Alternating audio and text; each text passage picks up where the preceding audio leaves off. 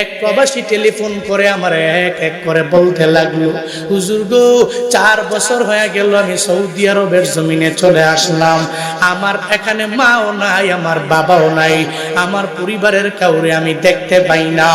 আমার মা বাবা ছিল বড় দুর্বল, আমার মা বাবায় আমার এলাকায় একটা জমি ছিল, ওই জমিটারে বিক্রি করে দিয়া এরপরে আমারে সৌদি আরবে পাঠাইলো। ওই মা বাবার দুয়ার বদৌলতে আজকে আমি টাকাওয়ালা হয়ে গেলাম। আমার বাড়িতে এখন কোনো ধর্মীয় অনুষ্ঠান করলে আমারে টেলিফোন দেয়, এরপরে আমি এদেরকে টাকা দেই অনুষ্ঠান করার জন্য। এক এলাকায় যদি মসজিদের কাজের জন্য টাকা লাগে, আমারে টেলিফোন দিলে আমি মসজিদের জন্য টাকা পাঠাই। এলাকার কোনো মাদ্রাসা, এই মাদ্রাসার জন্য টাকার যখন প্রয়োজন হয়ে যায়, আমার টেলিফোন দিলে আমি পাঠাইতে দেরি করি না। আমি 4 বছর হয়ে গেছে সৌদি আরবে, আমি মা বাবার দোয়ার বদৌলতে বড় টাকাওয়ালা হয়ে গেলাম। আমি আগে ঠিক মতো খাইতেও পারতাম না, আমি আগে ঠিক মতো চলতেও পারতাম না। আল্লাহ পাক আমার মা বাবার দোয়ার বদৌলতে বড় দামি বানায় দিল। হঠাৎ করে আমার মায়ের কথা মনে পড়ে যায়, আমার বাবার কথা যখন আমার মনে পড়ে গেল, আমি আর নিজেকে ধরে রাখতে পারলাম না। সঙ্গে সঙ্গে আমি ভিসার মালিকরে জানিয়ে দিলাম, টিকিট যারা কাটে, এই আমার জন্য বাংলাদেশের জন্য একটা টিকিট করে ফেলো, আপ ডাউন টিকিট করো, আমি আমার মায়ের দেখার জন্য চলে যাব, আমার বাবারে দেখার জন্য আমি চলে যাব। ওই প্রবাসী বলে, হুজুর এরপরে টিকিট করার পরে আমি আমার বউরে জানাইলাম, আমি আমার স্ত্রীকে বললাম, স্ত্রী তোমার টেলিফোনটা তুমি আমার বাবার হাতের মধ্যে দাও। আমার বাবার কাছে যখন মোবাইলটা যখন হাতের মধ্যে দেওয়া হলো, আমি আমার বাবাকে জিজ্ঞাসা করলাম, বাবা অন্যের বাড়িতে জীবনে তো অনেক পরিমাণে কাজ করলেন, এত পরিমাণে পরিশ্রম করেছেন, আজকে আপনার সন্তান বড় দামি হয়ে গেছে, আপনার সন্তান টেলিফোন দিয়েছে, বাবা গো আপনার মন চায় কি খাইতে আমারে বলেন, আমি আপনার জন্য যা মন চায় সব আমি বিদেশের জমিন থেকে নিয়ে আসব।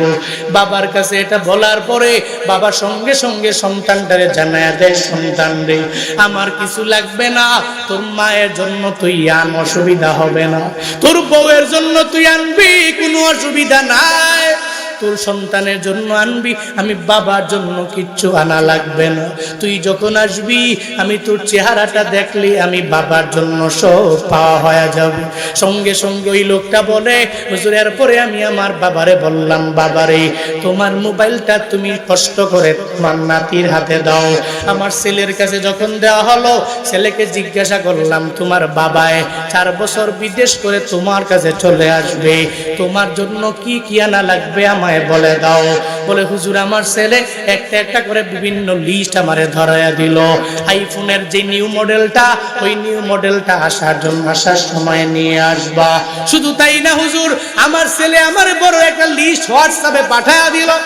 এরপরে আমি আমার বউয়ের কাছে যখন জিজ্ঞাসা করলাম, স্ত্রী রে কতগুলা কি লাগবে তুমি আমারে জানায়া দাও, সঙ্গে সঙ্গে আমার স্ত্রীও আমারে একটা বড় লিস্ট আমার জন্য ধরায়া দিল। আমার বউ বলে, এটা লাগবে, ওটা লাগবে, ওটা লাগবে। গালফের মধ্যে সবচেয়ে বড় হাইপার মার্কেটের নাম হলো লুলু হাইপার মার্কেট। গালফের এমন কোন রাষ্ট্র নাই যেই জায়গার মধ্যে লুলু হাইপার মার্কেট নাই। কেরালাদের কোম্পানি ওই লুলু থেকে যেই ভালো ভালো মালগুলো আছে, ওই মালগুলো এক এক করে আমার জন্য তুমি আনবা। এরপরে ওই লোকটা হঠাৎ করে কেন যেন চোখ দিয়া পানি বেয়ে বেয়ে পড়ে। এরপরে আমায় বলে, হুজুর আমি বললাম আমার মায়ের কাছে মোবাইল দাও। আমার মায়ের কাছে যখন মোবাইল দেওয়া হলো, আমি আমার মায়ের জানাইয়া দিলাম, মা রে তোমার গর্বে নিয়ে তুমি আমারে বড় করলা, জীবনে এত পরিমাণ কষ্ট তুমি আমার জন্য করলা। ও মা আমার, আজকে তোমার দোয়ার বদৌলতে তোমার ছেলে বড় ধনী হয়ে গেছে। ও মা তোমার কি লাগবে আমারে জানাইয়া দাও, তুমি যা বলবা সব আমি এক এক করে তোমার জন্য আনতে পারবো। ও মা তুমি আমার কাছে এত পরিমাণে প্রিয়, আমার আসমান থেকে যদি একটা তারা আনতে বলো ওই তারাটাও পর্যন্ত আমি মা তোমার জন্য এনে দিতে পারি। মা গো তুমি আমার একটা লিস্ট দাও, তোমার কি কি প্রয়োজন আমি সন্তানের জানায়া দাও। ওই প্রবাসী বলে হুজুর আমার। মায়ে বলে না না ও সন্তান আমার, কেমন জানি লাগতেছি, মনে হয় সামনে আমার জন্য ঈদের দিন আসছে। আমার সন্তানটারে আমি 4 বছর হয়ে গেল দেখলাম না, তারই জাদু মাখা চেহারা, আমার মানিকের চেহারাটা আমি দেখতে পারি নাই। আমি তারে যতক্ষণ পর্যন্ত না দেখতে পারবো আমি মায়ের মনটা ঠান্ডা হবে না। ও সন্তান আয় আয় আয়, আমি তোর চেহারাটা দেখবো। তোর চেহারা দেখে দেখে দেখে দেখে আমি মায়ের মনটা অটোমেটিক পাগল বাড়া হয়ে যাবে। তোর চেহারা দেখলে আমি মায়ের দুনিয়ার সব কিছু পাওয়া হয়ে যাবে। সন্তানরে কিছু লাগবে না, আমি মায়ের কাছে তোর চেহারা দেখাই সবচেয়ে বড় পাওয়া। ওই প্রবাসী বলে হুজুর আমার বুঝ হয়ে গেল, আমার মা আমারে কি পরিমাণে ভালোবাসে আমার জানা হয়ে গেল। ওরে আল্লাহর বান্দারা, এজন্য তো বারবার তোমাদেরকে বারবার বলি, কশিন কেন তুমি তোমার বউয়ের কথা মাইনা মায়ের মনে আঘাত দেওয়া যাবে না। বউ বউয়ের জায়গায় থাকবে, মা মায়ের জায়গায় থাকবে, বাবা বাবার জায়গায় থাকবে। তোমার মায়েরে তুমি দিলে তোমার বউ মানা করবে কেন? আর মানা করবে এমন একটা পরিবেশ তুমি কেন তৈরি করবা? তোমার বউ কেন বলবে খালি আমার মায়েরে দাও, তোমার মায়েরে দরকার নাই, আমার বাবারে দাও, তোমার বাবারে দেওয়ার দরকার নাই? এমন পরিবেশ যাতে করে পরিবারের মধ্যে সৃষ্টি না হয় রে বাবা। বরং তুমি তোমার পরিবারটাকে এমন ভাবে গঠন করে নাও, তোমার বউ বলবে তোমার মায়েরে দিও, তোমার বাবারে দিও, কারণ তোমার মা তোমারে গর্বে নিয়ে বড় করছে, এরপরে তোমার বাবায় কষ্ট করে করে তোমারে বড় করছে। আজকে যদি তুমি বড় না হইতা আমারে তুমি কেমনে আনতা? আর আমি তোমার ঘরের মধ্যে আসলাম তোমার কারণে, আর তুমি এত বড় হইলা মা বাবার কারণে। কশিন কালেও মা বাবাকে দিতে দ্বিধা করবা না। বউয়ের মনটাকে এমন করো, তুমি ওই পরিবেশ সৃষ্টি করো, অটোমেটিক হবে। তো হুজুর বউ কথা মানে না, কি কথা বলে না? তোমার ভিতরেই দুষ্টামি, যত শয়তানি। এজন্য চাইলেই সবাইকে সমান করে দেওয়া যায়, সমানভাবে রাখা যায়, চাইলেই এটা সম্ভব। বউকে বউয়ের জায়গায় রাখবা, মাকে মায়ের জায়গায় সম্মান করবা, বাবাকে বাবার জায়গায় সম্মান করবা। পারবেন তো ইনশাআল্লাহ? পারবেন তো ইনশাআল্লাহ? আল্লাহ পাক সে তৌফিক আমাদের সব ভাইকে দান করে। আরো জোরে পড়েন আমিন। জীবনের মূল কষ্ট মায়ের, প্রসব বেদনা,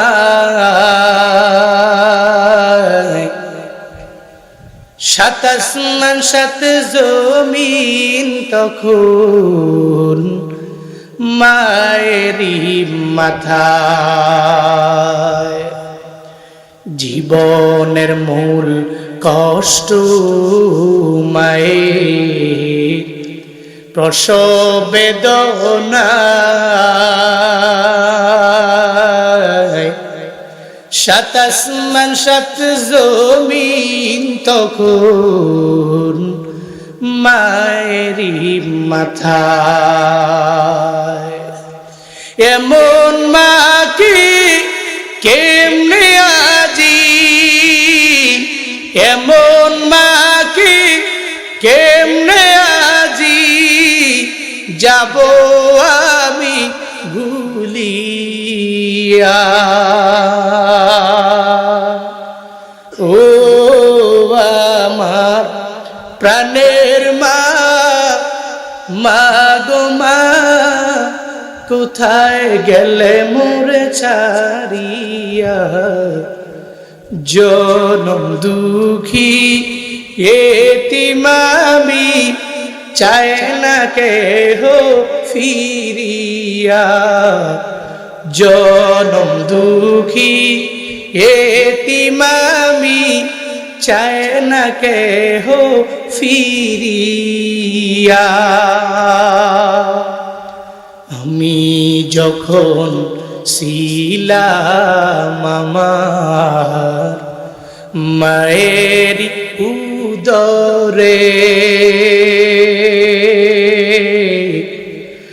চলাফেরা করতেন যে মায়ে কত কষ্ট করে। আমি যখন ছিলাম আমার মায়ের উদরে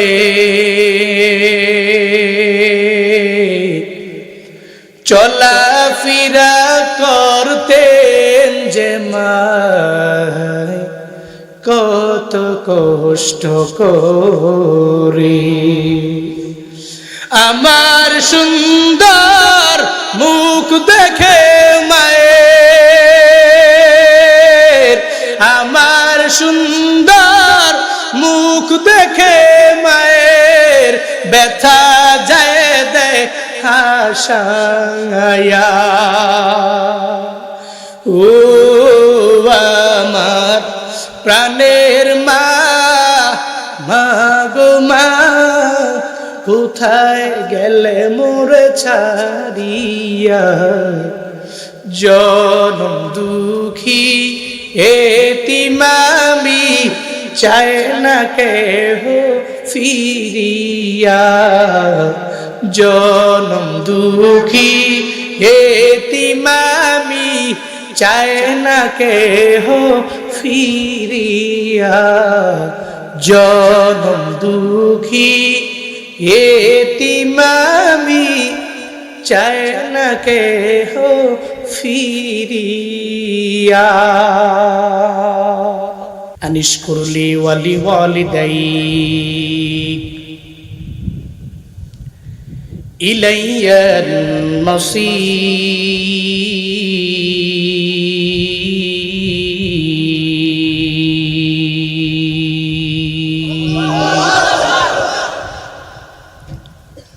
আল্লাহ বলে নাই মানুষ,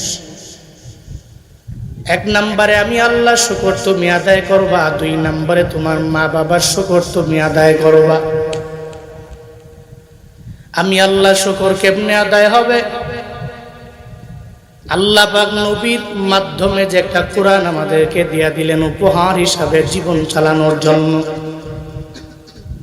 কোন কাজ করলে তুমি জান্নাতে যাইতে পারবা, কোন কাজ করলে জাহান্নামী হয়ে যাবা, আল্লাহ সব এক এক করে কোরআনের মধ্যে তোমারে আমারে জানিয়ে দিয়েছে নবীর মাধ্যমে। ওগুলা যদি ফলো করে মেনে নিতে পারো, তাহলে তুমি বড় সম্মানী, তুমি বড় দামিও হয়ে যেতে পারবা। আমার মাওলার শুকর আদায় পরিপূর্ণ হয়ে যাও। শুধুমাত্র আলহামদুলিল্লাহ সকালে বললাম, দুপুরে বললাম, রাতে বললাম, বাকি ফজর পড়লাম না, জোহর পড়লাম না, আসর পড়লাম না, মাগরিবও পড়লাম না, এশাও পড়লাম না, রোজাও রাখলাম না। আমি যদি নিজের মন চাই যদি জিন্দেগি যদি আমি চালানো আরম্ভ করি, তাহলে আল্লাহ পাকের শুকর আদায় হবে না। ও বান্দা, মাঝে মাঝে চিন্তা করি, দুনিয়ার এমন কোন বাক্য আমার জানা নাই যেই বাক্য যদি আমি বলার পরে আমার মাওলার শুকর আদায় পরিপূর্ণ হয়ে যাবে। এমন কোন বাক্য আমি জুনায়েদ আল হাবিবের জানা নাই। যাই একটা আছে ওটা আপনাদেরকে পড়াইলাম। লাকাল হামদু কামা ইয়ামবাগি লিজালালি ওয়াজহিকা ওয়া আযীমি সুলতানিকা। আল্লাহ গো, তোমার যত বড় সালতানাত আমি বান্দা হইয়া তোমার রাজত্ব অনুযায়ী আমি তোমার প্রশংসা আদায় করলাম, আমি তোমার সালতানাত অনুযায়ী প্রশংসা আদায় করলাম। এরপরেও মাঝে মাঝে বালিশের সঙ্গে মাথাটা লাগায় চিন্তা করবেন রে বাবা, আমিও চিন্তা করি আল্লাহ যে এমন কোনো নিয়ামত নাই আমারে দেয় নাই। দুনিয়ার কত মানুষ হসপিটালের মধ্যে অসুস্থ আছে না নাই? আসেনি? এজন্য মাঝে মাঝে ক্লিনিকে যাইও, মাঝে মাঝে হসপিটালে যাও রে বাবা, মাঝে মাঝে পপুলারে যাও, যেখানে গেলে অনেক রুগী দেখা যায়। দেখবা ডাক্তারের অভাব নাই, রুগীর অভাব নাই। ওই রুগীগুলো কেন আসছে? বলে এক একজনের এক এক রোগ, যার কারণে হসপিটালে সিরিয়ালও পাওয়া যায় না। বান্দারে, এরপরে শুকর তুমি কেন আদায় করবা না? এমন কি পৃথিবীতে একটা রোগ আছে, রোগের নাম হলো, ডিজিজের নাম হলো SLE। কি নাম? SLE, এমন এক ডিজিজ ডক্টররা বলে এই রোগের চিকিৎসা এই পৃথিবীতে এখনো পর্যন্ত কেউ বের করতে পারে না। খালি জাস্ট এটাকে দমিয়ে রাখার জন্য মেডিসিন দেওয়া যাবে, বাদ বাকি 20 বছর 25 বছর 30 বছর পর্যন্ত একটানা দামি পাওয়ারফুল মেডিসিন ইউজ করতে হবে। একটা পর্যায়ে গিয়ে যদি বন্ধ করে দেয় তাহলে তার কিডনিকে ড্যামেজ করবে, এরপরে তার কিডনি যেটা ড্যামেজ হয়ে গেল তো এই ব্যক্তির যে দুনিয়া থেকে বিদায় নিয়ে চলে যাবে। এই জন্য মাঝে মাঝে ভাবার জন্য বলি, আল্লাহর শুকর কেন আদায় করব না? এই মিয়া, যদি আমারে আপনারে আল্লাহ পাক যদি এই এরকম একটা ডিজিজ দিয়ে দিত, এরকম একটা অসুস্থতার নিয়ামত যদি দিয়ে দিত, 20 বছর 40 বছর 50 বছর যদি ভুগতে হইতো, তখনই বুঝতাম সুস্থতার নিয়ামতের কি পরিমাণে দাম। অসুস্থ না হলে কষ্টিন গেল অসুস্থতার নিয়ামত বোঝা যাবে না রে বাবা। আল্লাহ পাক বলেন, তুই আমার শুকর আদায় করো, কত সুন্দর করে আমি তোরে বানাইছি, তোরে তো যত নিয়ামত দিলাম, দুনিয়াতে আসার পরে আমি আল্লাহ এক এক করে নিয়ামত দিয়া দিলাম রে বান্দা। কিন্তু দুনিয়াতে আসার আগের কথা চিন্তা কর, আমি আল্লাহ কত সুন্দর করে তোর মায়ের গর্ভে আমি আল্লাহ বানাইছি। দুনিয়ার কোন বিজ্ঞানীরা একটা মানুষ বানাইতে পারবে না। এমনকি এক বিজ্ঞানী টানা 15 বছর লাগায়া সে চিন্তা ভাবনা করলো, বের করলো, আল্লাহ পাক এই দুনিয়াতে প্রথম মানব বানাইলেন। ওই প্রথম মানবের নাম হলো আদম আলাইহিস সালাম। এরপরে তার বাম পাজরের হাড়ের মাধ্যমে আমার মাওলা ওনার থেকে বের করলেন হাওয়া আলাইহিস সালাতু ওয়াস সালাম। এরপরে দুনিয়াতে যত মানুষ আছে সব মানুষ এই দুইজনের মাধ্যমেই তৈরি। এর মানে প্রত্যেকে মা বাবার মাধ্যমে তৈরি হলো। মাটির মাধ্যমে আমার মাওলা আদম নবীরে বানাইলো।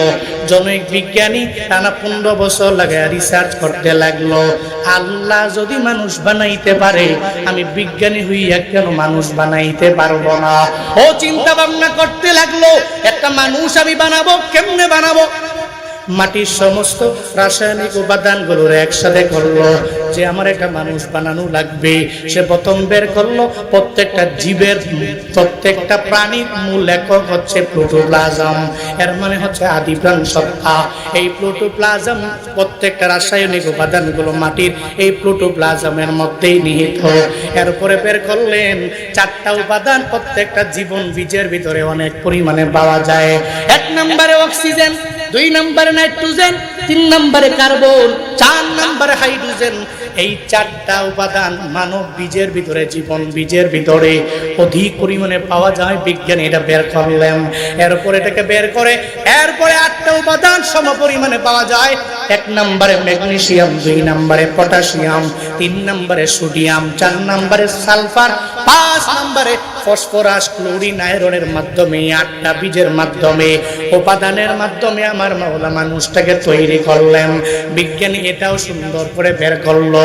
এটা বের করে সব উপাদানগুলো একসাথে করার মাধ্যমে একটা প্রোটোপ্লাজম তৈরি করার মাধ্যমে একটা মানুষ বানানোর জন্য টানা 15 বছর লাগায় চেষ্টা করার পরেও এরপরে ওই বিজ্ঞানী জানায়া দিল, মানুষের আরে আমার দ্বারা এটা সম্ভব হবে না, আমি একটা মানুষ কশিনকালেও বানাইতে পারবো না। এই দুনিয়াতে মানুষ শুধুমাত্র বানাইতে পারে একজন, চিল্লায়া বলো তার নাম। या इलाही तो मेरा खालिक है, या इलाही तो मेरा मालिक है, या इलाही तो मेरा माबूद है, या इलाही तो मेरा माशूक है।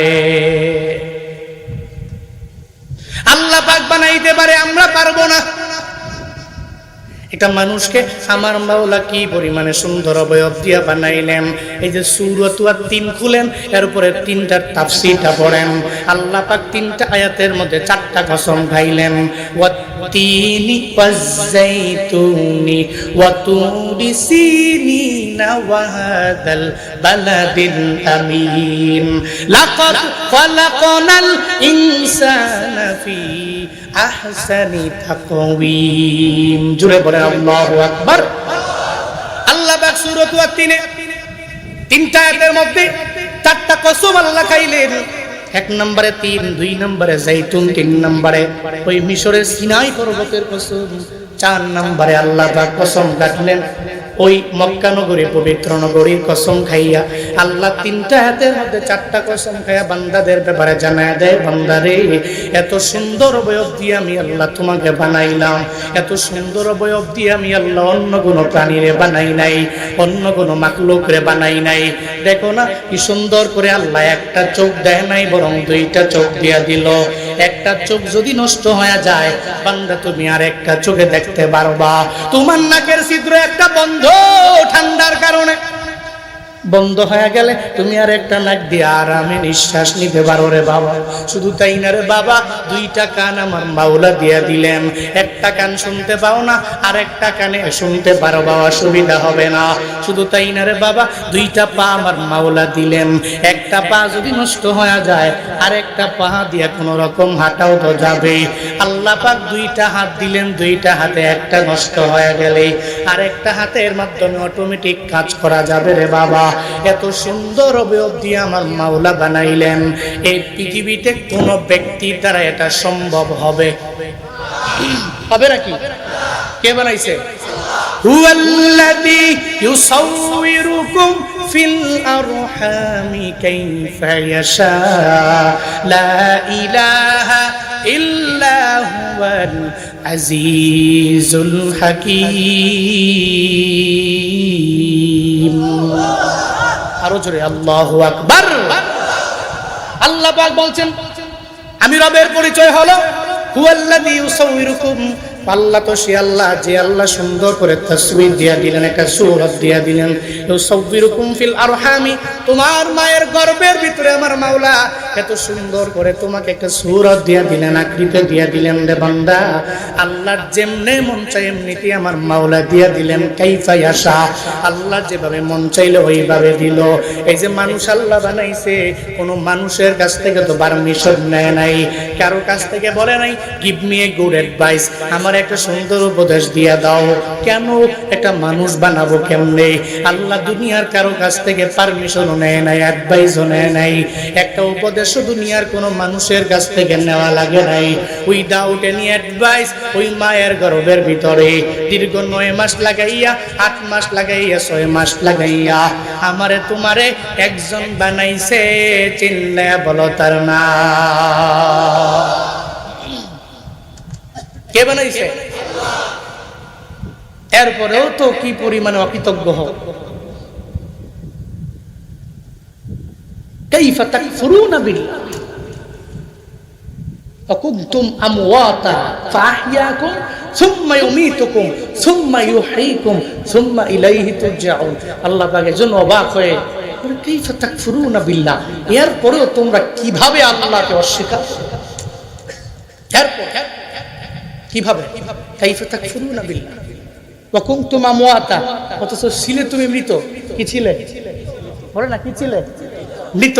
ফাআহইয়াকুম, এরপরে আমি আল্লাহ তোমাকে জীবিত করলাম। সুম্মা ইউমীতুকুম, এরপরে আবার মরণ হবে কি হবে না? হ্যাঁ বলে না কেন, মরণ হবে কি হবে না? সুম্মা ইউমীতুকুম সুম্মা ইউহয়ীকুম, এরপরে আবার আমি আল্লাহ তোমাকে জীবিত করব। সুম্মা ইলাইহি তুরজাউন, মনে করছো জীবিত করে ছেড়ে দেওয়া, আবার দুনিয়াতে ছেড়ে দেওয়া হবে? এমন নয়, বরং তোমার জায়গা ছিল জান্নাত। আদম নবীর জায়গা কই ছিল? জান্নাত। জান্নাত টু দুনিয়া, এরপরে তুমি দুনিয়া আসবা। দুনিয়া টু বারজাখ, এরপর তুমি কবরে যাবা।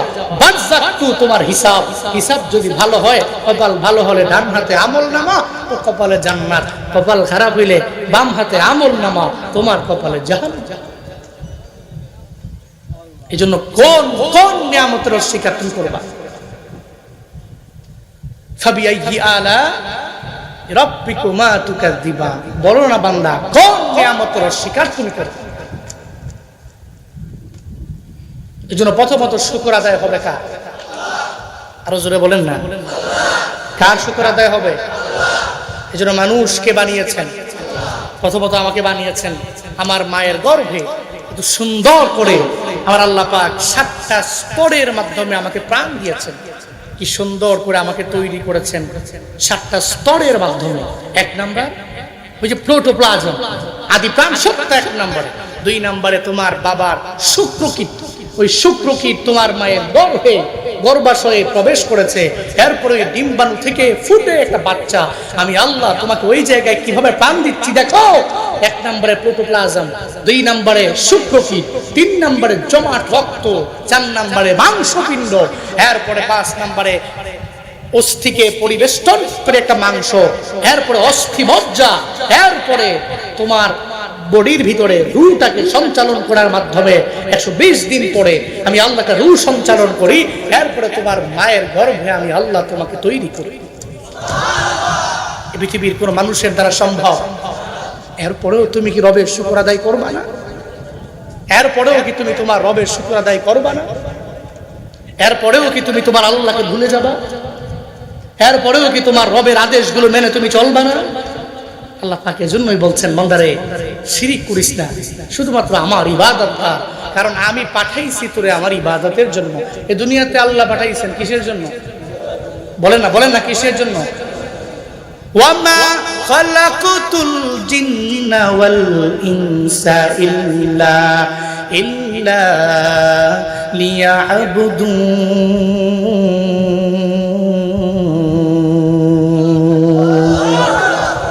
আল্লাহ পাক বলেন, আমি আল্লাহ দুনিয়াতে তোরে পাঠাইলাম আমার ইবাদতের জন্য।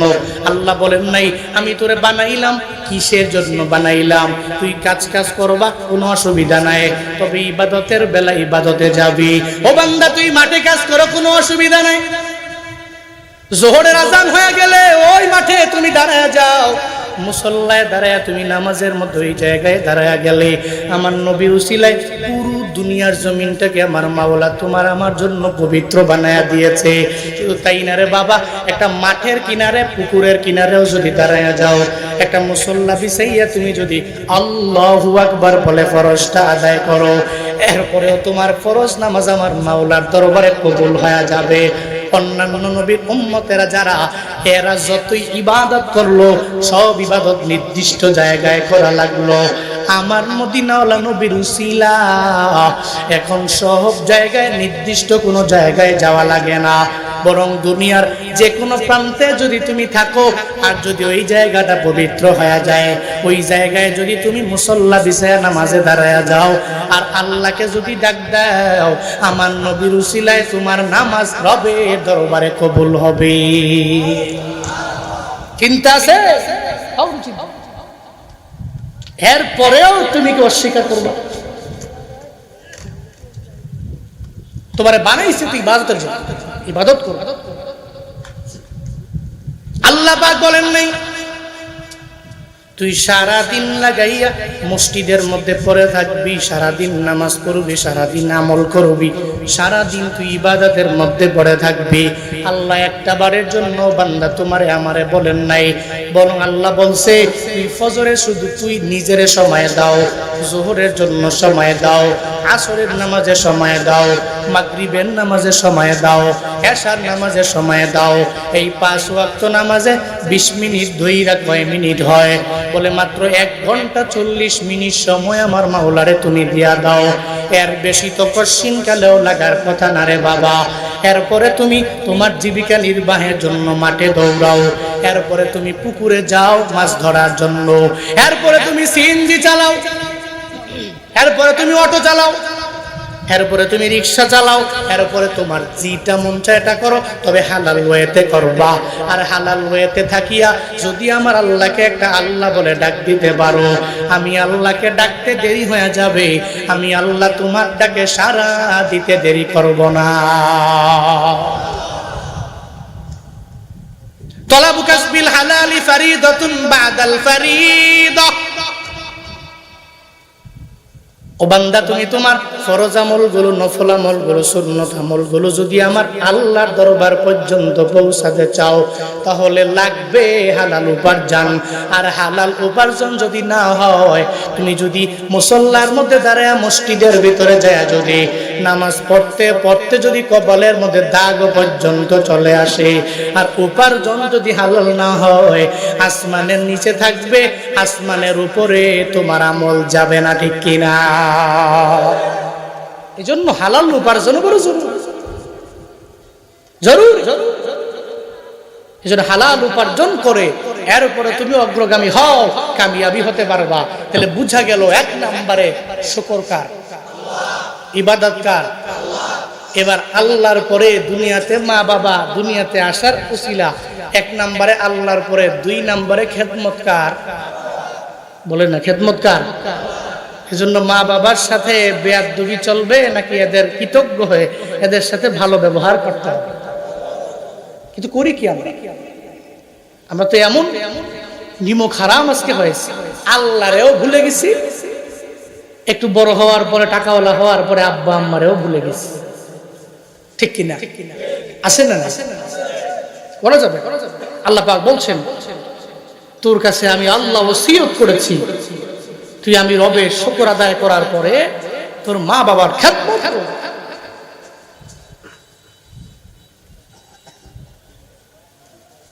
ওই মা বাবার থেকে দোয়া নিয়া চলবা, বদদোয়া নিয়া চলবা না। এটা আল্লাহ পাক জানায়া দিলেন রে বান্দা, 1 নম্বরে আমি রবের শুকর আদায়, মানে আমি রবের ইবাদত, আমি রবের ইবাদতের পরে এর পরে তুমি তোমার মা বাবার খেদমত করে নাও। সাবধান, আব্বা আম্মার সাথে বেয়াদবি করা যাবে না, এদের থেকে বদদোয়া নিয়ে চলাও যাবে না। এই দুনিয়াতে যতগুলা মানুষ সফল হয়ে গেছে এরা মা বাবার দুয়ার বদৌলতে সফল হয়ে গেল। ও নোয়াখালী সুবর্ণচরের যুবক, নিজের জীবনে যদি সফল হতে চাও বান্দা, তোমারে আমি একটা টিপস জানায়া দেই রে বাবা, আজকে থেকে নিয়ত করে নাও, জিন্দেগিতে আর মায়ের বদদুয়া নিয়ে আমি চলবো না, আর মায়েরে আমি ধমক দিব না, আর আমি আমার বাবারে কোশ্চিন কালেও ধমক দিব না। যদি এই টিপসটা নিয়ে যদি আগায়া যেতে পারো রে বাবা, আমি জুনায়েদ আল হাবিব তোমার সুবর্ণচরে আইসা 1 বার কসম খাইলাম, 2 বার খাইলাম, 3 বার কসম খায়া জানাইলাম, এই দুনিয়াতে যারা সফল হয়ে গেল এরা মা বাবার দুয়ার বদৌলতেই হয়ে গেল। তুমিও যদি সফল হতে চাও, মা বাবার দুয়ার কোনো বিকল্প নাই। মা বাবার দোয়া নিয়ে কত পরিমাণে দামি হয়ে গেছে কাবার এক একজন ইমাম।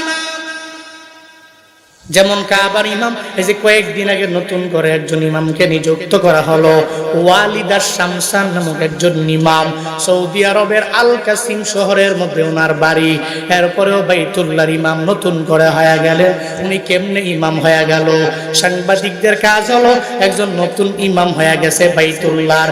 দুনিয়ার কোনো 4টেখানি কোনো মসজিদের নয় রে বাবা, আমার মাওলার ঘর, যেই ঘরের দিকে তাকায়া সারা বিশ্বের সব মুসলমান নামাজ আদায় করে, ওই ঘরের দিকে ফিরিয়া যদি নামাজ আদায় না করে, নামাজ কবুল হবে কি হবে না? হবে নাকি? আমি বড় মুফতি সাহেব, আমি বড় বক্তা, এখন যদি আমি চিন্তা করি বাইতুল্লাহর দিকে না ফিরে অন্য দিকে ফিরে নামাজ আদায় করবো, পশ্চিমকালেও আমার নামাজ কবুল হবে না রে বাবা। এত দামি ঘর, এত দামি জায়গা, ওই বাইতুল্লাহর ইমাম হয়ে গেলেন ওয়ালিদ শামসান নামক একজন ইমাম, আল কাসিম শহরের মধ্যে ওনার বাড়ি। কেমনে কাবার বড় ইমাম হয়ে গেলেন? ওনার বাবার টুইটারটাকে চেক করা হলো, 2013 সালে হজ করার জন্য বাবা আল কাসিম শহর থেকে দৌড়াইয়া মক্কা মদিনার দিকে দৌড়ায়। ওই সময় আসার পথে আল ওয়ালিদ শামসানের মা তার বাবার কাছে আবদার জানায়, ও স্বামী আমার, আপনি বাইতুল্লাহে যাবেন, বাইতুল্লাহে যে আমার সন্তানের জন্য একটু চোখের পানি ফেলায় কান্না করবেন, আল্লাহ যাতে করে আমার সন্তানটাকে কাবার একজন ইমাম বানায় দেয়। মা স্বামীর কাছে, মানে তার বাবার কাছে আবদার জানায়, আপনি বাবা হইয়া যদি আমার আল্লাহর দরবারে দোয়া করেন, ওই দোয়া আমার মাওলা কবুল করে নিবে। আমার মদিনাওয়ালা নবীর কথা সত্য হয়ে থাকলে বাবার দোয়া কবুল হবে। এমন শুধু তাই না, ও আমার সন্তানের বাবা, বাইতুল্লাহ থেকে যখন আপনি আরাফাতের ময়দানে দৌড়ে যাবেন, আরাফাতের ময়দানে গিয়ে আমার সন্তানরে আপনি ভুলবেন না। ওই আরাফাতের ময়দান থেকে যাইয়া যখন আপনি মিনায় যাবেন, ওই মিনায় গিয়ে আমার সন্তানের ভুলবেন না। এরপরে মিনা থেকে যখন মুজদালিফায় দৌড়াবেন, ওই জায়গায় আমার সন্তানরে আপনি ভুলবেন না। শুধু তাই না, মসজিদ নববীতে গিয়ে আমার সন্তানের জন্য একটু দোয়া করে দিবেন, আল্লাহ পাক যাতে করে আমার সন্তানরে কাবার একজন ইমাম বানায় দেয়। আর যদি না হয়, মসজিদ নববীর একজন ইমাম যেন আল্লাহ বানায় দেয়। মা সন্তানের বাবার কাছে আবদার জানায় হজের জন্য বানায়।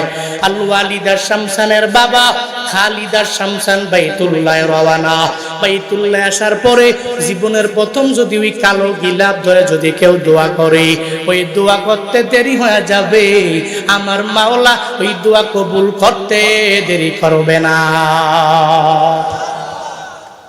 বাইতুল্লাহ থেকে যদি কেউ প্রথমবার দেখার পরে দোয়া করে, কবুল হয়ে যাবে।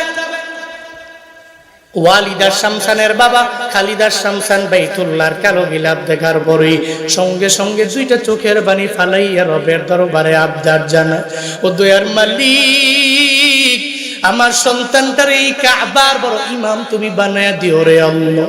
আল্লাহর দরবারে আবদার জানায়, এরপরে চোখের পানি ফালায়া বাবা যখন সন্তানের জন্য দোয়া করে, এই জায়গা থেকে আরাফাতের ময়দানে যখন যায়, আরাফাতের ময়দানে যাইয়া আল্লাহর দরবারে আবদার জানায়, হে মালিক, আমার সন্তানকে তুমি কাবার বড় ইমাম বানায় দিও রে আল্লাহ। আরাফাতের ময়দানে যায় যখন সন্তানের জন্য দোয়া করে, ওই জায়গা থেকে আবার যখন মিনায় যায়, মিনায় যাও সন্তানের ব্যাপারে দোয়া করতে ভুললো না। আবার সন্তানের জন্য দোয়া করে, আল্লাহ গো আমার সন্তান রে কাবার ইমাম তুমি বানাইও। আবার ওই সন্তানের বাবা যখন মুজদালিফার দিকে যখন রওনা হয়ে যায়, মুজদালিফায় যাওয়ার পরেও সন্তানের ব্যাপারে ভুলে নাই। ওই জায়গায় যাওয়ার পরে আবার সন্তানের জন্য দোয়া করে, আল্লাহ গো আমার সন্তানটারে কাবার ইমাম বানায়া দিও। 2013 সালে বাবা হজ করতে যাইয়া সন্তানের জন্য দোয়া করে। আজকে ওই খালিদা শামসান দুনিয়ায় নাই, বাবা দুনিয়া থেকে বিদায় নিয়ে চলে গেল। আজকে ওয়ালিদা শামসান কাবার ইমাম হয়ে গেল। ওই বাবা বেঁচে থাকলে আজকে ওয়ালিদা শামসান বাবার কথা বলে চোখের পানি ফালায়া কান্দে। সবাইরে জানাইলো, আমি আমার ইলমের পাওয়ারে কাবার ইমাম হতে পারি, আমার আমলের পাওয়ারে এই কাবার ইমাম হতে পারি নাই, বরং আমার বাবার দুয়ার বদৌলত আল্লাহ পাক আমারে কাবার ইমাম বানায়া দিয়েছে। সুবহানাল্লাহ। কার দোয়া? হে কার দোয়া? মায়ে বলছে আপনি যাবেন বাইতুল্লাহ গিয়ে দোয়া করবেন, এরপরে মিনায় যাবেন দোয়া করবেন, মুজদালিফায় দোয়া, আরাফাতের ময়দানে দোয়া। এমন একটা স্থান নাই যে স্থানে গিয়ে আমার সন্তানের কথা ভুলে যাবেন। সাবধান, ভুলা যাবে না, তার জন্য একটু দোয়া করতে হবে। দোয়া করলেই তো কামিয়াব। মা তো জানে, নবীর ঘোষণা, সন্তানের জন্য যখন বাবা চোখের পানি ফেলায় কান্দে আর আল্লাহর দরবারে আবদার জানায়, দোয়া করতে দেরি সালাসু দাওয়াতিন মুস্তাজাবাত লা শাক্কা ফিহিন্না দাওয়াতুল মাজলুম, দাওয়াতুল মুসাফির, দাওয়াতুল ওয়ালিদাইন লিওয়ালাদি। নবীজি বলছেন 3 ব্যক্তির দোয়া কবুল হয়ে যায়। এর মধ্যে 1 নম্বরে মাজলুমের দোয়া, এরপরে 2 নম্বরে মুসাফিরের দোয়া, 3 নম্বরে দাওয়াতুল ওয়ালিদাইন লিওয়ালাদি। সন্তানের জন্য যখন পিতামাতায় দোয়া করে, ওই দোয়া করতে দেরি রবের দরবারে কবুল হইতে দেরি হবে। এজন্য আব্বা আম্মার কাছ থেকে শীতকালেও বদদোয়া নেওয়া যাবে না।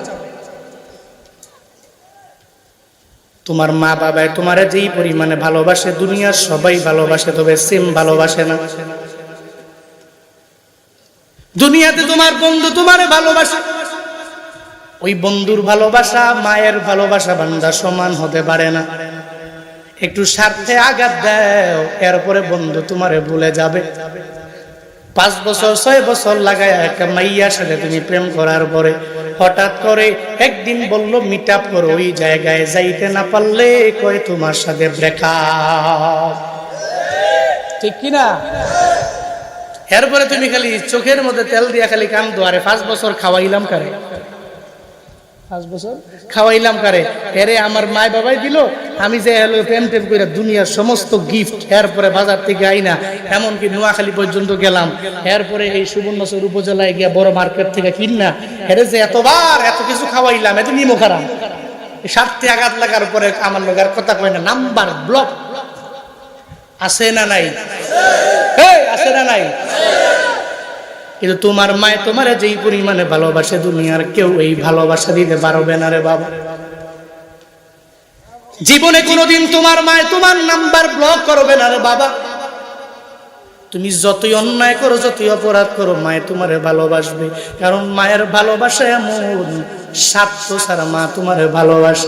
আমি জুনায়েদ আল হাবিব যে এখন টাকার মালিক হলাম, বাড়ি গাড়ির মালিক হলাম, আল্লাহ বড় সম্মান দিয়া দিলেন, এত অ্যাবিলিটি দিলেন, এরপরেও যদি আমার মায়ে যদি বলে হাই তুই তোর গাড়ি বেচা এরপরে আমারে দাও, তোর বাড়ি তুই বানাইতে পারবি না, আমারে আগে টাকা দেও এরপরে বাড়ি করতে পারবা, আমারে দুধের টাকা দিয়া এরপরে তুই গাড়ি কেনার জন্য যাইবা, আমি আমার মায়ের দেওয়াই লাগবে। কারণ 2টি বছর মা আমারে দুগ্ধপান করাইলো। কিন্তু আমার মা আমারে বলে না, আপনার মায় তো আপনারে বলবে না রে বাবা, বরং আপনি যখন বড় লোক হয়ে যাবেন আপনার মায়ে হেঁটে হেঁটে সব জায়গায় গিয়া বলবে। এজন্য তো বলি মাঝে মাঝে মায়ের হাতের মধ্যে 1000 টাকা দিয়া যাবেন। আপনি নোয়াখালী থাকেন, এই মায়ের কাছে পান খাওয়ার জন্য 1000 টাকা। এমন কোন মুরব্বী নাই যেই মুরব্বীর কাছে মায়ে গিয়া গিয়া বলবে না। এমন কোন মুরব্বী নাই যে আপনার বাবা গিয়া গিয়া এদের কাছে বলবে না। বরং মনটা এত পরিমাণে বড় হয়ে যাবে, সবার কাছে এক এক করে জানাইয়া দিবি, আমার পোলায় আমারে যাওয়ার সময় 500 টাকা দিয়া গেল, এজন্য আমি এত পরিমাণে খুশি হয়ে গেলাম। আনন্দ চিত্তে আলহামদুলিল্লাহর আওয়াজও দিয়া দিবে। ওই মা বাবার আলহামদুলিল্লাহর আওয়াজের কি পরিমাণে দুয়ার বরকত জানোনি বাবা। ওই দুয়ার বদৌলতে আজকে জুনায়েদ আল হাবিব পুরা বাংলাদেশের জমিনে দৌড়ায়, ওই দুয়ার বদৌলতে আজহারি দৌড়ায়, ওই দুয়ার বদৌলতে আব্দুর রহিম আল মাদানী দৌড়ায়, ওই দুয়ার বদৌলতে শায়েখ আহমদুল্লাহরা দৌড়ায়। এরা কেমনে দৌড়ায়? এদের সম্মান এত পরিমাণে কেন? খতিয়ে দেখো সব মা বাবার দোয়া। মা বাবার দোয়ার কোনো বিকল্প নাই। ওই মা বাবার দোয়া নিয়ে আগায় যাবা। একটা কথা মনে রাখবারে বাবা, পশ্চিমকালেও তোমার মা তোমার স্বার্থের জন্য ভালোবাসে না। আমি জুনায়েদ আল হাবিবের বয়ান তো প্রবাসীরা অনেক পরিমাণে বেশি শুনে। এরা মা বাবার বয়ান শুনি না, রাতের বেলা লাগায়া ফজরে ঘুম থেকে ওঠে, রাত 12টা 1টা 2টা বাজে, হঠাৎ করে যখন টেলিফোন দেয়, আমার এলাকায় মানে আমার দেশে তখন বাজে 2টা 3টা 4টা, কিন্তু আমরা তো ফজরের আগে ঘুমাইতে পারি না। আপনার এখান থেকে বয়ান শেষ করে ঢাকায় যাইতে আমার ফজর হয়ে যাবে। কত মানুষ হোয়াটসঅ্যাপে নক দেয়, হুজুর আমার জীবন কাহিনীর ব্যাপারে বলবো, আমার পরিবারের ব্যাপারে আপনার দরবারে বলবো। হঠাৎ করে একদিন এক প্রবাসী টেলিফোন করে আমার এক এক করে বলতে লাগলো, হুজুর গো 4 বছর হয়ে গেল আমি সৌদি আরবের জমিনে চলে আসলাম, আমার এখানে মাও নাই, আমার বাবাও নাই, আমার পরিবারের কাউরে আমি দেখতে পাই না। আমার মা বাবা ছিল বড় দুর্বল, আমার মা বাবায় আমার এলাকায় একটা জমি ছিল, ওই জমিটারে বিক্রি করে দিয়া এরপরে আমার সৌদি আরবে পাঠাইলো। ওই মা বাবার দুয়ার বদৌলতে আজকে আমি টাকাওয়ালা হয়ে গেলাম। আমার বাড়িতে এখন কোনো ধর্মীয় অনুষ্ঠান করলে আমারে টেলিফোন দেয়, এরপরে আমি এদেরকে টাকা দেই অনুষ্ঠান করার জন্য। এক এলাকায় যদি মসজিদের কাজের জন্য টাকা লাগে, আমারে টেলিফোন দিলে আমি মসজিদের জন্য টাকা পাঠাই।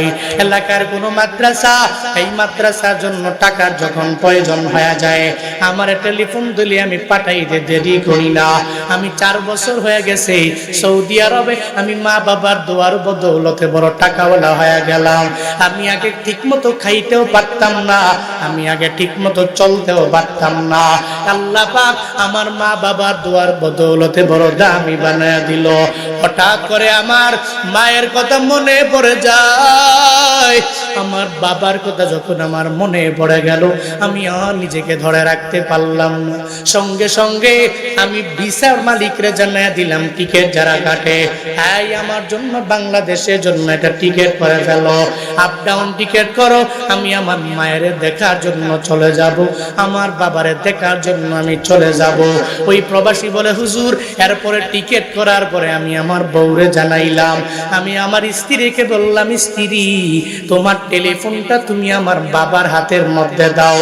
আমার বাবার কাছে যখন মোবাইলটা যখন হাতের মধ্যে দেওয়া হলো, আমি আমার বাবাকে জিজ্ঞাসা করলাম, বাবা অন্যের বাড়িতে জীবনে তো অনেক পরিমাণে কাজ করলেন, এত পরিমাণে পরিশ্রম করেছেন, আজকে আপনার সন্তান বড় দামি হয়ে গেছে, আপনার সন্তান টেলিফোন দিয়েছে, বাবা গো আপনার মন চায় কি খাইতে আমারে বলেন, আমি আপনার জন্য যা মন চায় সব আমি বিদেশের জমিন থেকে নিয়ে আসব। বাবার কাছে এটা বলার পরে বাবা সঙ্গে সঙ্গে সন্তানটারে জানায় দেয়, সন্তান রে আমার কিছু লাগবে না, তোর মায়ের জন্য তুই আন, অসুবিধা হবে না, তোর বউয়ের জন্য তুই আনবি, কোনো অসুবিধা নাই, তোর সন্তানের জন্য আনবি, আমি বাবার জন্য কিচ্ছু আনা লাগবে না, তুই যখন আসবি আমি তোর চেহারাটা দেখলে আমি বাবার জন্য সব পাওয়া হয়ে যাবে। সঙ্গে সঙ্গে ওই লোকটা বলে, হুজুর এরপরে আমি আমার বাবারে বললাম, বাবারে তোমার মোবাইলটা তুমি কষ্ট করে তোমার নাতির হাতে দাও। আমার ছেলের কাছে যখন দেওয়া হলো, ছেলেকে জিজ্ঞাসা করলাম, তোমার বাবায় 4 বছর বিদেশ করে তোমার কাছে চলে আসবে, তোমার জন্য কি কি আনা লাগবে আমায় বলে দাও। বলে, হুজুর আমার ছেলে একটা একটা করে বিভিন্ন লিস্ট আমারে ধরায়া দিল, আইফোনের যে নিউ মডেলটা, ওই নিউ মডেলটা আসার সময় নিয়ে আসবা। শুধু তাই না হুজুর, আমার ছেলে আমারে বড় একটা লিস্ট হোয়াটসঅ্যাপে পাঠায়া দিল। এরপরে আমি আমার বউয়ের কাছে যখন জিজ্ঞাসা করলাম, স্ত্রী রে কতগুলা কি লাগবে তুমি আমারে জানায়া দাও, সঙ্গে সঙ্গে আমার স্ত্রীও আমারে একটা বড় লিস্ট আমার জন্য ধরায়া দিল। আমার বউ বলে, এটা লাগবে, ওটা লাগবে, ওটা লাগবে। গালফের মধ্যে সবচেয়ে বড় হাইপার মার্কেটের নাম হলো লুলু হাইপার মার্কেট। গালফের এমন কোন রাষ্ট্র নাই যেই জায়গার মধ্যে লুলু হাইপার মার্কেট নাই। কেরালাদের কোম্পানি ওই লুলু থেকে যেই ভালো ভালো মালগুলো আছে, ওই মালগুলো এক এক করে আমার জন্য তুমি আনবা। এরপরে ওই লোকটা হঠাৎ করে কেন যেন চোখ দিয়া পানি বেয়ে বেয়ে পড়ে। এরপরে আমায় বলে, হুজুর আমি বললাম আমার মায়ের কাছে মোবাইল দাও। আমার মায়ের কাছে যখন মোবাইল দেওয়া হলো, আমি আমার মায়ের জানায়া দিলাম, মারে তোমার গর্বে নিয়ে তুমি আমারে বড় করলা, জীবনে এত পরিমাণ কষ্ট তুমি আমার জন্য করলা। ও মা আমার, আজকে তোমার দোয়ার বদৌলতে তোমার ছেলে বড় ধনী হয়ে গেছে। ও মা তোমার কি লাগবে আমারে জানায়া দাও, তুমি যা বলবা সব আমি এক এক করে তোমার জন্য আনতে পারবো। ও মা তুমি আমার কাছে এত পরিমাণে প্রিয়, আমার আসমান থেকে যদি একটা তারা আনতে বলো, ওই তারাটাও পর্যন্ত আমি মা তোমার জন্য এনে দিতে পারি। মা গো তুমি আমার একটা লিস্ট দাও, তোমার কি কি প্রয়োজন আমি সন্তানের জানায়া দাও। ওই প্রবাসী বলে, হুজুর আমার মায়ে বলে, না না ও সন্তান আমার কেমন জানি লাগতেছি, মনে হয় সামনে আমার জন্য ঈদের দিন আসছে। আমার সন্তানটারে আমি 4 বছর হয়ে গেল দেখলাম না, তারই জাদু মাখা চেহারা, আমার মানিকের চেহারাটা আমি দেখতে পারি নাই। আমি তারে যতক্ষণ পর্যন্ত না দেখতে পারবো, আমি মায়ের মনটা ঠান্ডা হবে না। ও সন্তান আয় আয় আয়, আমি তোর চেহারাটা দেখবো। তোর চেহারা দেখে দেখে দেখে দেখে আমি মায়ের মনটা অটোমেটিক পাগল পারা হয়ে যাবে। তোর চেহারা দেখলে আমি মায়ের দুনিয়া সহ কিছু পাওয়া হয়ে যাবে। সন্তানরে কিছু লাগবে না, আমি মায়ের কাছে তোর চেহারা দেখাই সবচেয়ে বড় পাওয়া। ওই প্রবাসী বলে, হুজুর আমার বুঝ হয়ে গেল, আমার মা আমারে কি পরিমাণে ভালোবাসে আমার জানা হয়ে গেল। ওরে আল্লাহর বান্দারা, এজন্য তো বারবার তোমাদেরকে বারবার বলি, কশিন কেন তুমি তোমার বউয়ের কথা মাইনা মায়ের মনে আঘাত দেওয়া যাবে না। বউ বউয়ের জায়গায় থাকবে, মা মায়ের জায়গায় থাকবে, বাবা বাবার জায়গায় থাকবে। তোমার মায়েরে তুমি দিলে তোমার বউ মানা করবে কেন? আর মানা করবে এমন একটা পরিবেশ তুমি কেন তৈরি করবা? তোমার বউ কেন বলবে খালি আমার মায়েরে দাও, তোমার মায়েরে দরকার নাই, আমার বাবারে দাও, তোমার বাবারে দেওয়ার দরকার নাই? এমন পরিবেশ যাতে করে পরিবারের মধ্যে সৃষ্টি না হয় রে বাবা। বরং তুমি তোমার পরিবারটাকে এমন ভাবে গঠন করে নাও, তোমার বউ বলবে তোমার মায়েরে দিও, তোমার বাবারে দিও, কারণ তোমার মা তোমারে গর্বে নিয়ে বড় করছে, এরপরে তোমার বাবায় কষ্ট করে করে তোমারে বড় করছে। আজকে যদি তুমি বড় না হইতা আমারে তুমি কেমনে আনতা? আর আমি তোমার ঘরের মধ্যে আসলাম তোমার কারণে, আর তুমি এত বড় হইলা মা বাবার কারণে। পশ্চিমকালেও মা বাবাকে দিতে দ্বিধা করবা না। বউয়ের মনটাকে এমন করো, তুমি ওই পরিবেশ সৃষ্টি করো, অটোমেটিক হবে। তো হুজুর বউ কথা বলে না, কি কথা বলে না? তোমার ভিতরেই দুষ্টামি, যত শয়তানি। এজন্য চাইলেই সবাইকে সমান করে দেওয়া যায়, সমানভাবে রাখা যায়, চাইলেই এটা সম্ভব। বউকে বউয়ের জায়গায় রাখবা, মাকে মায়ের জায়গায় সম্মান করবা, বাবাকে বাবার জায়গায় সম্মান করবা। পারবেন তো ইনশাআল্লাহ? পারবেন তো ইনশাআল্লাহ? আল্লাহ পাক সে তৌফিক আমাদের সব ভাইকে দান করে। আরো জোরে পড়েন আমিন। জীবনের মূল কষ্ট মায়ের, প্রসব বেদনা,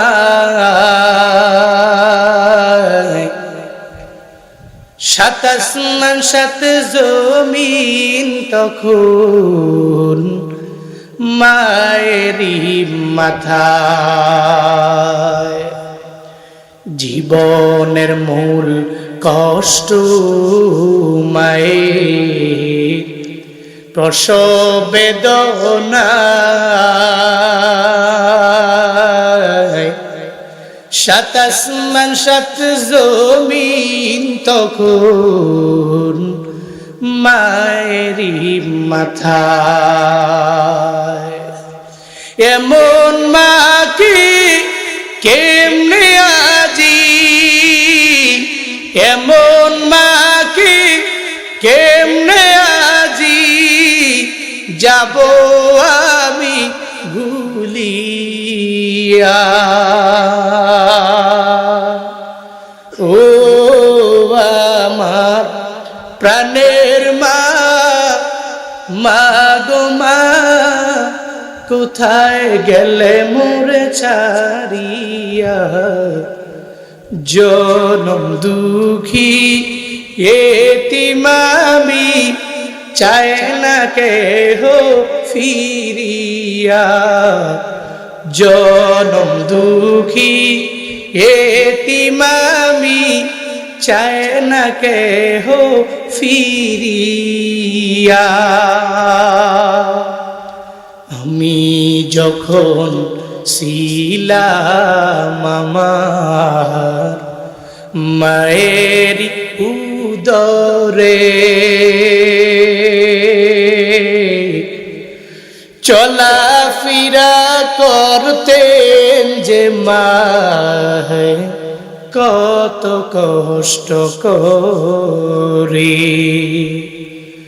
আমি যখন ছিলাম আমার মায়ের উদরে,